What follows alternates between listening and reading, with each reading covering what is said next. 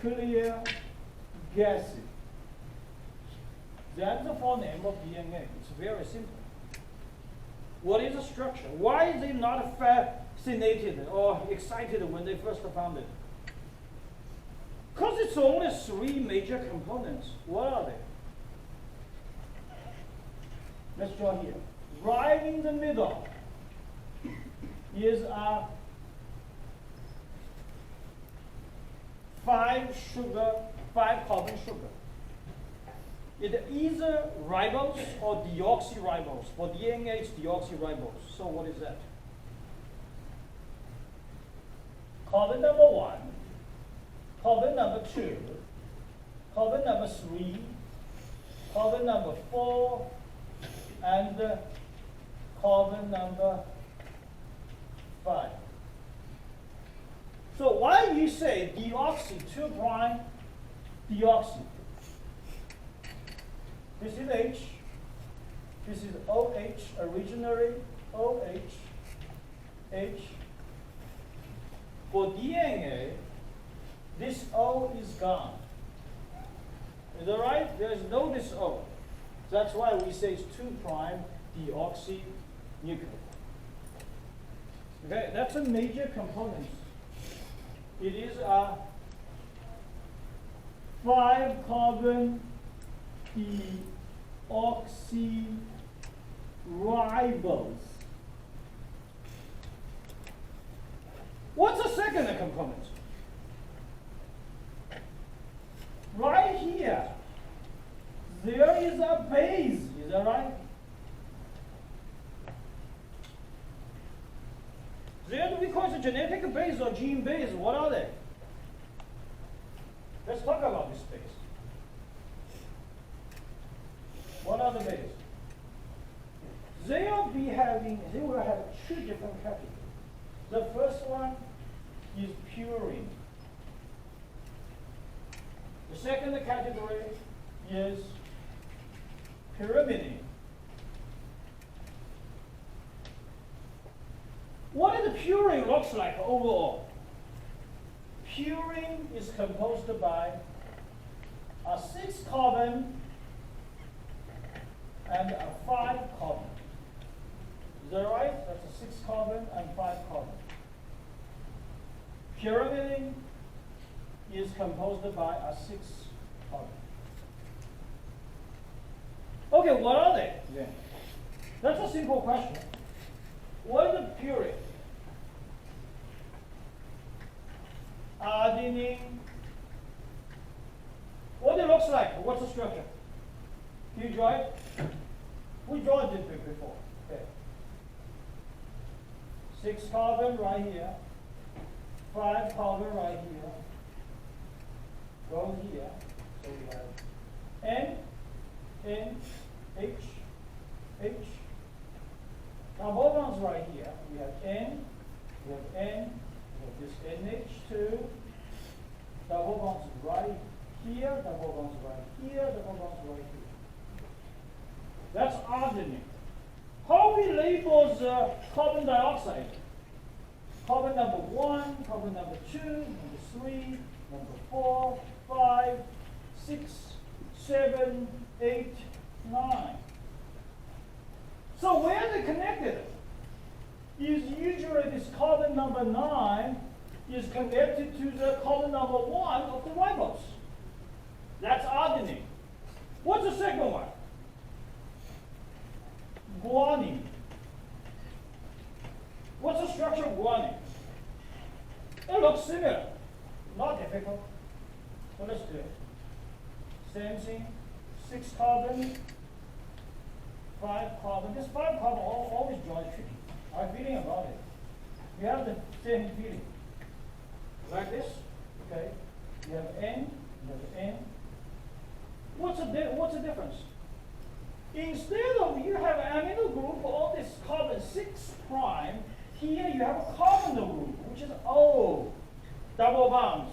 Then where this amino group goes? Goes right here.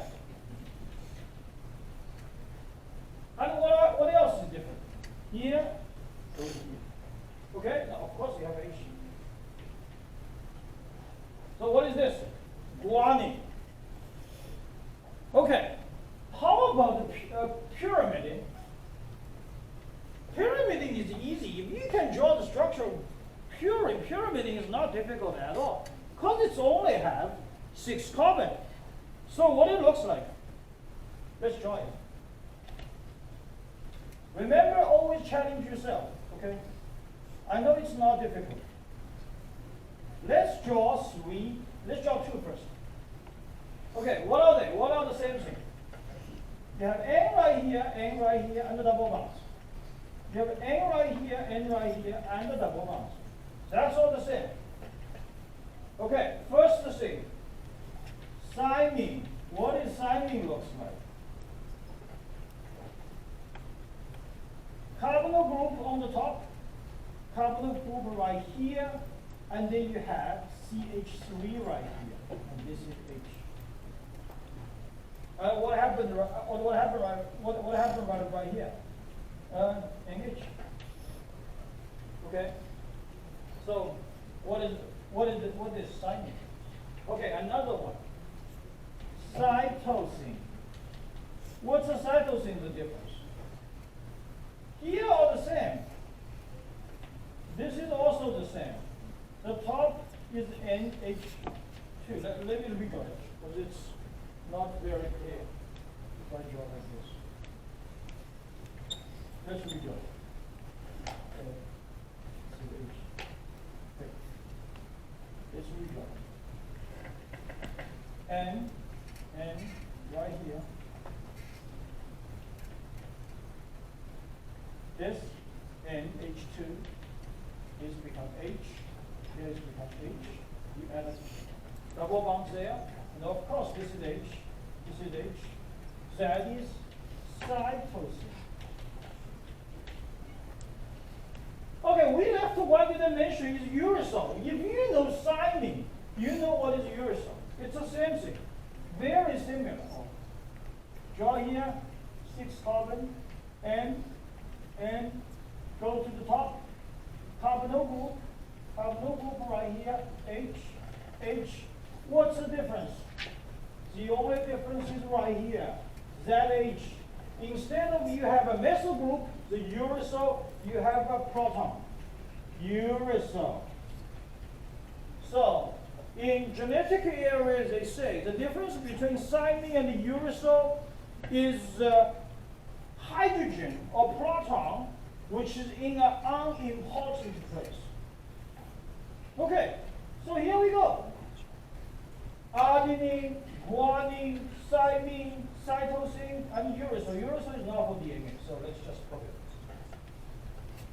So we have a base. Okay. This will be A, T, G, C.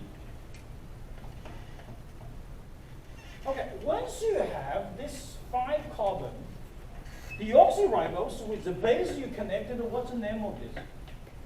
This is called nucleotide. What else are we missing? Phosphate. We're missing triphosphate. So we have to connect it right here.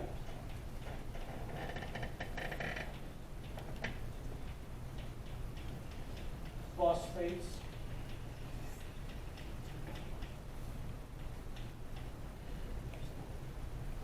So this whole thing right here.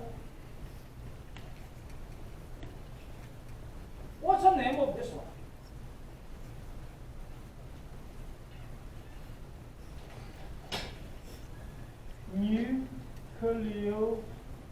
This is nucleoside. This is nucleotide. Then every single nucleotide going through 5' to 3'. Polymerization process. What we get is nuclear gases. Is that correct? That's a procedure. So from here you could see this is a very boring chemical. Why boring it is? Only 3 major components. 5 carbon deoxynucleus, base ATGC, always the same. And the ATGC is existing 99% of the gene base in all the live cells. Well, you see some special one like T theta C, like few, like theta later on in the transfer RNA, but majority of them, they composed by more than 99% of all the live cells. And the phosphate, triphosphates. And their position is fixed. Not much variable, not much diversity. We talk about diversity these days. Compared to what? Compared to protein. Protein composed by 20 amino acids. Every amino acid have a different side chain. And then they go through primary, secondary, tertiary, and quaternary structure. Is that right? That's more complicated and more diversity, and this is very boring. So, until then, middle of 1940s, nobody is fascinated about this. But later on, it will become more wonderful story. So, we'll talk about that on Thursday. Okay?